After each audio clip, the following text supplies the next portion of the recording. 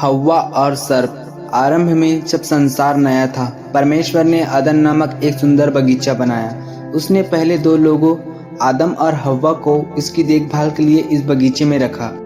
बगीचा एक आदर्श घर था, अद्भुत पौधों और जानवरों से भरा हुआ था और आदम और हव्वा एक को छोड़कर सभी पेड़ों के फल खा सकते थे।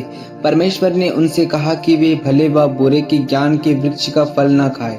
एक दिन जब हव्वा बगीचे में घूम रही थी, एक चतुर और डरपोक सांप ने उससे बोला। यह कोई साधारण सांप नहीं था, क्योंकि यह बोल सकता था और यह परमेश्वर द्वारा बनाए गए किसी भी अन्य जानवर की तुलना में अधिक चालाक था।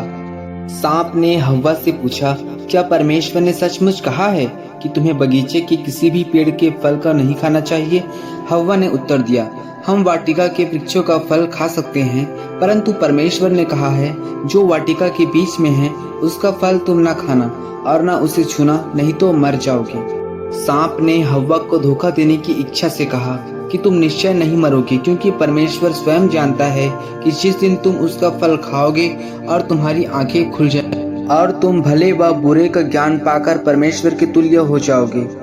हव्वा ने फल की ओर देखा। यह सुंदर था और स्वादिष्ट लग रहा था और उसे परमेश्वर की तरह बुद्धिमान होने का विचार पसंद आया, इसलिए उसने फल लिया और खा लिया।